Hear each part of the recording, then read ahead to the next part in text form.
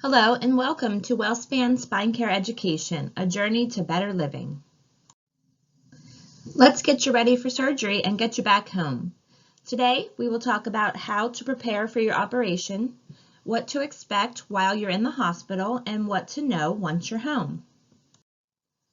After a surgery date is set, a nurse will call you before your surgery to review your history and your medications. This is a lengthy call. It helps us know more about you so the hospital can be ready to take care of you.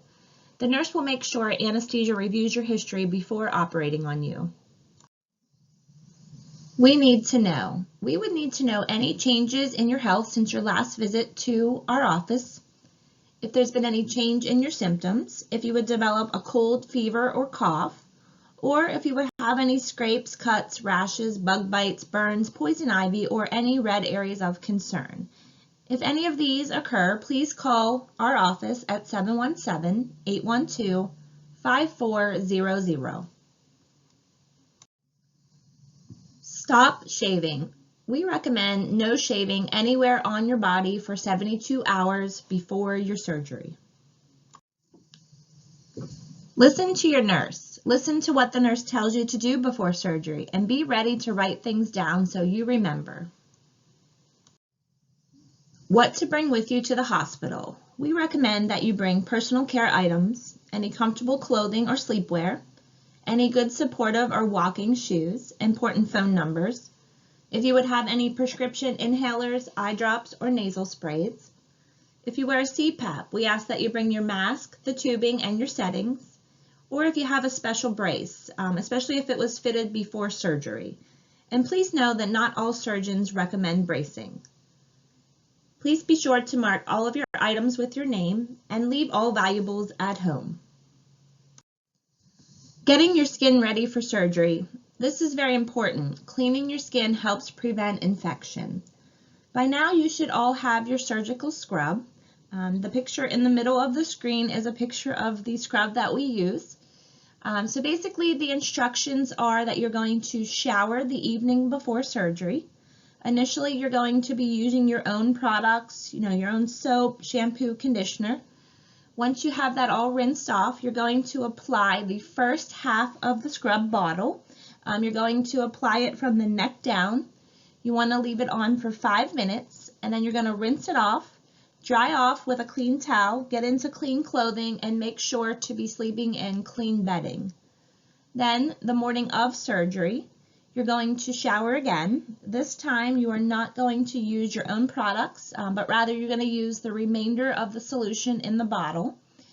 So again, same thing, using the remainder of the solution, you're going to lather up from the neck down. You want to leave it on for 5 minutes, rinse it off, dry off again with a clean towel, and get into clean clothing, and next you'll be coming in for your surgery. So day of surgery, when you get to the hospital, ask for directions to the surgery area. In the top right-hand corner is a picture of WellSpan York Hospital. If you're having surgery at York Hospital, you want to come on in the main entrance. There is a receptionist inside, and you want to ask for directions to the short stay unit. In the bottom left-hand corner is a picture of WellSpan Surgery and Rehabilitation Hospital. If you're having surgery there, you want to come in the main entrance to the Surgery and Rehabilitation Hospital. Again, there is a receptionist sitting inside, and she can direct you to the surgical waiting area. Arrival on day of surgery. So again, at WellSpan Surgery and Rehabilitation Hospital, you're going to present to the surgical reception area. And WellSpan York Hospital, if you're having surgery there, you're going to present to the short stay unit. There is staff in both of these areas, and they will be available to explain your next steps and what to expect the rest of the day. Day of surgery. Please be sure to bring with you your ID and insurance cards. So day of surgery, you're going to be moving through some different areas. For example, the pre-op area, the operating room, the post-anesthesia care unit, and the post-surgical unit. Your loved one will be able to track your progress during this time by using our patient tracking board.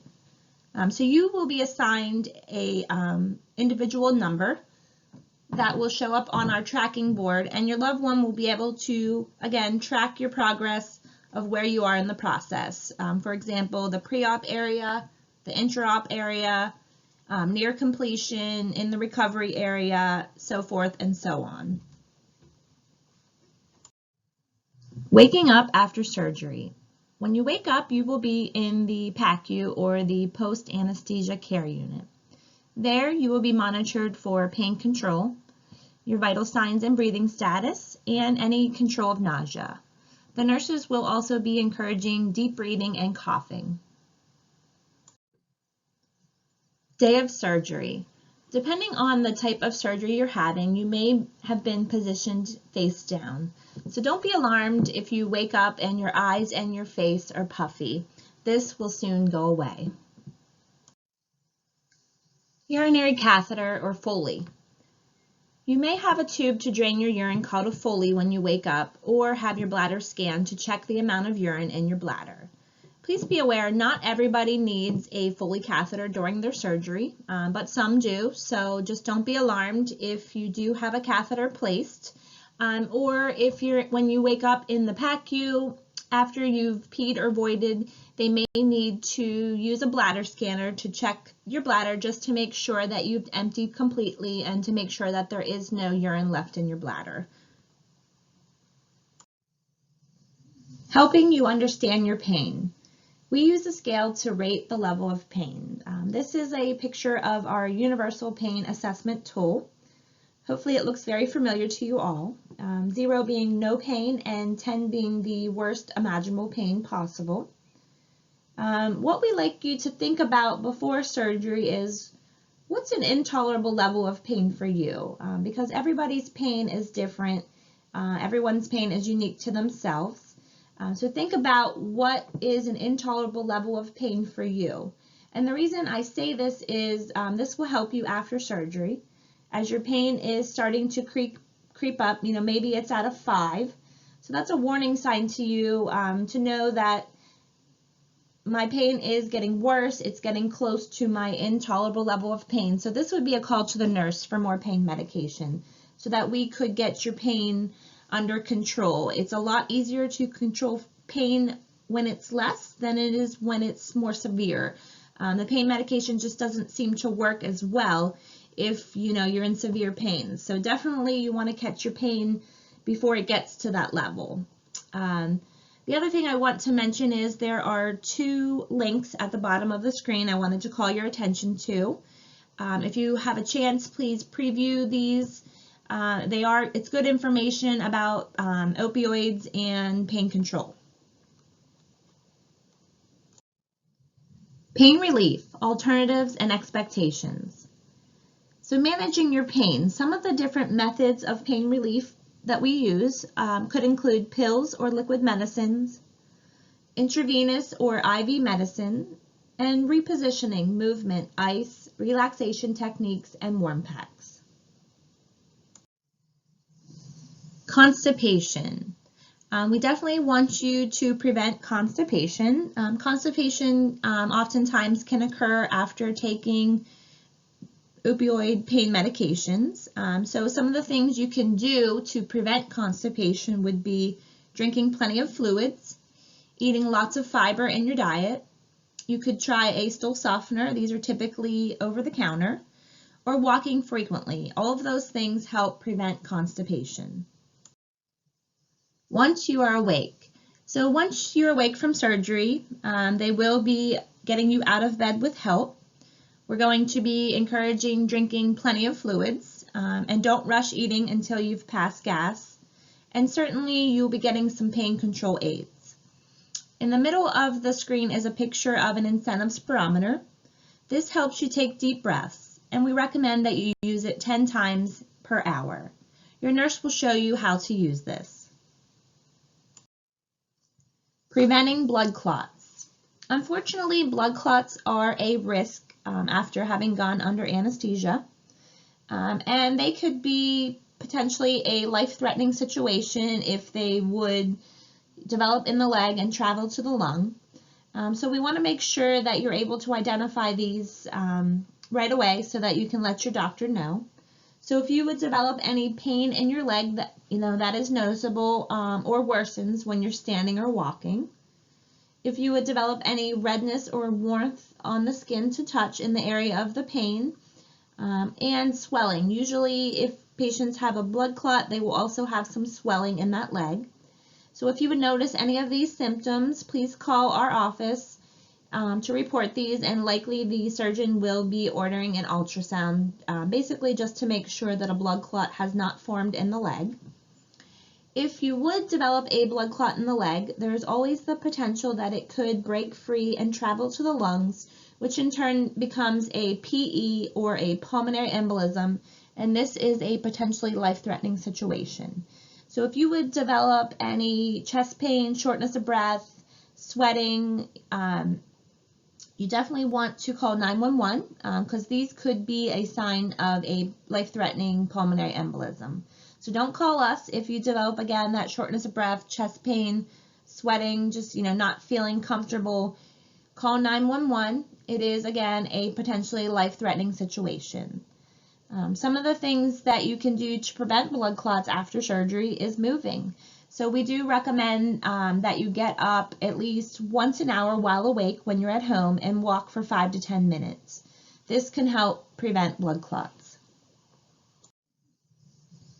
Neck surgery precautions. So if you're having neck surgery, they do recommend that there is no bending or twisting of the neck, that you keep your neck straight. You are allowed to sit, stand, and walk. You do want to avoid overhead activity or really anything at shoulder level or above. For instance, like hanging a shower curtain. You definitely would not want to be working at shoulder level or overhead for any amount of time after neck surgery. It really just puts way too much strain on your neck. You want to be using log rolling to get in and out of bed. If you're not familiar with that technique, you will be by the time that you are done with surgery and going home. We also recommend no lying on your stomach, so no sleeping on your stomach either. You are allowed to lie on your back or your side, again, but no stomach sleeping or lying on your stomach.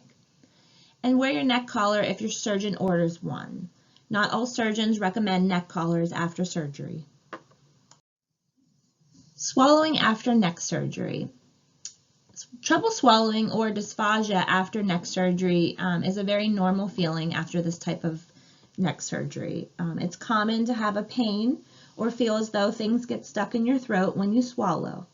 These are normal symptoms that can last a few days up to a few weeks after surgery. So really the idea is that they're getting better as you get further out from surgery and not staying the same or getting worse. If that would occur, please give the office a call. The surgeon will likely be ordering a swallowing study for you at that point. Swallowing after neck surgery continued. So tell your surgeon if you're having these symptoms with trouble swallowing, if you're coughing or throat clearing frequently when eating or drinking, if you're bringing food or liquid back up in your mouth after trying to swallow, if you have a feeling as though you need to swallow more than 3 times with each time you take a bite or sip to get it down, or if you cannot swallow anything or even your own spit. Definitely want to give the office a call to let your surgeon know. Eating after neck surgery.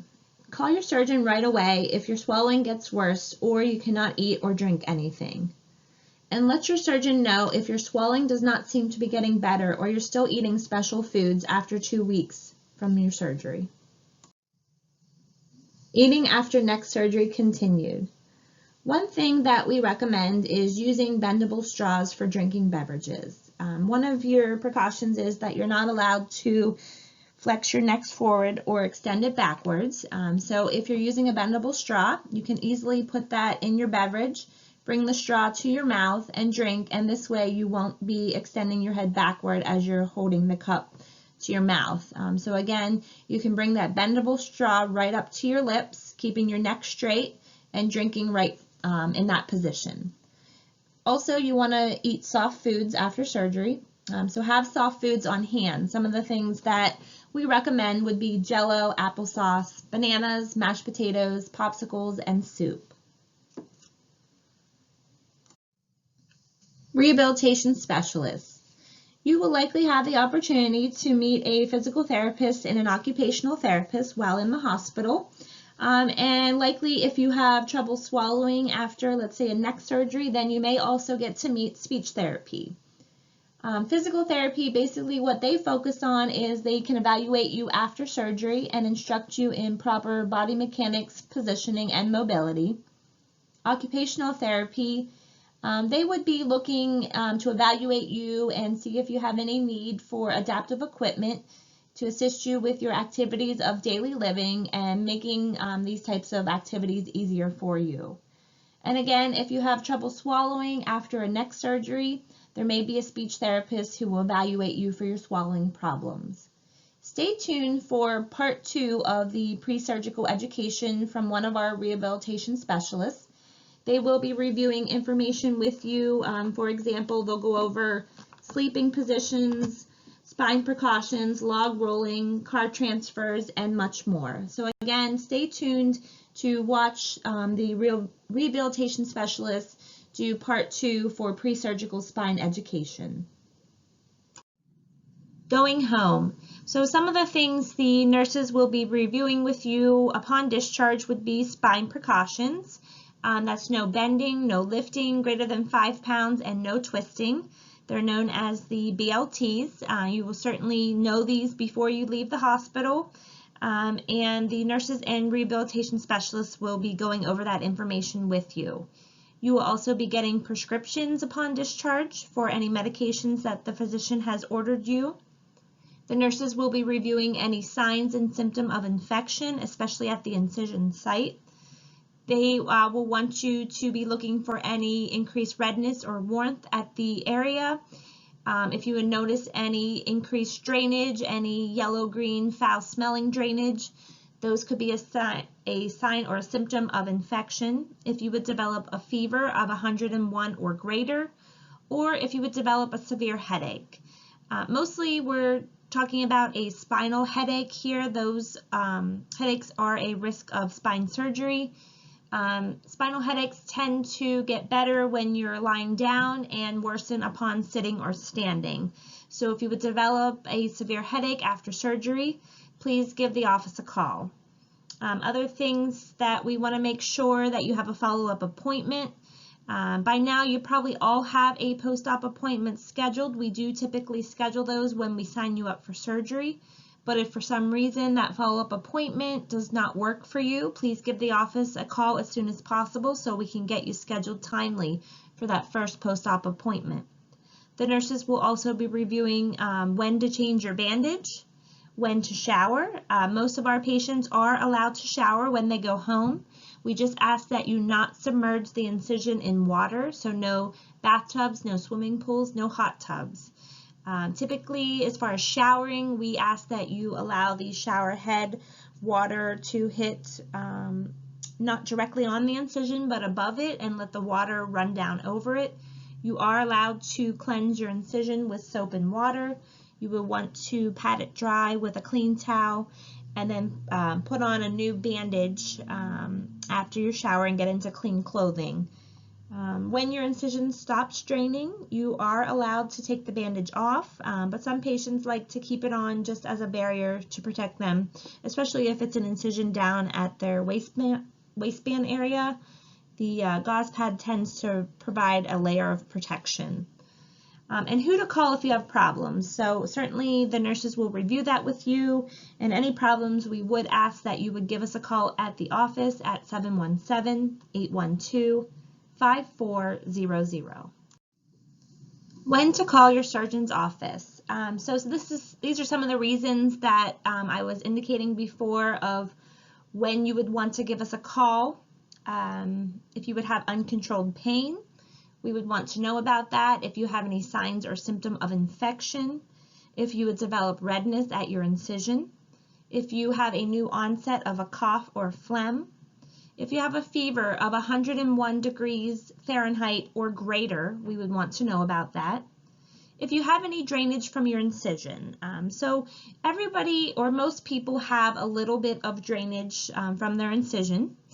And that drainage tends to be clear or maybe a little blood tinged. just small amounts. What we're actually looking for is if that drainage would increase as you're getting further out from surgery, or if it changes into maybe a thicker yellow, green, foul-smelling drainage. That's definitely something that we would want to know about. If you would develop any warmth at your incision, if you have any burning or frequent urination, again, if you would have a severe headache, the spinal headache that I had mentioned in the previous slide, we would definitely want to know about that. If you have any swallowing difficulty or sore throat lasting more than 5 days after your surgery. So again, earlier in the PowerPoint, I had discussed swallowing difficulty. As long as your swallowing is getting better as you're moving further out from surgery, then that's great. If it is not changing, not getting better, or it's even worsening, that's definitely a call that we would want you to make to the office to let your surgeon know. Certainly, if you would have any emergencies, any chest pain, any shortness of breath, please call 911. We do not want you to call the doctor's office first. We will certainly find out about these things on the back end. So again, emergency, if you would develop chest pain or shortness of breath, call 911. Remember, no BLTs, so no bending, no lifting greater than 5 pounds, and no twisting. Spine Care Booklet. Please remember to bring your Spine Care Booklet with you when you come to the hospital to have your surgery. You should have been given this booklet when you signed up for surgery with one of our surgical schedulers. Thank you for listening to this pre-surgical spine care education. We are happy to partner with you in your spine health care. Any questions, please call the office and ask to speak with one of the nurse navigators. The office phone number is 717-812-5400. And again, just a reminder for part 2 of pre-surgical spine care education presented by one of our rehabilitation specialists. That specialist will go over information with you about your spine precautions, the no BLTs, any sleeping positions, the log rolling technique that I mentioned earlier in the PowerPoint, car transfers, and much more. So again, please watch part 2 of pre-surgical spine care education presented by one of our rehabilitation specialists. Thank you, and good luck with your surgery.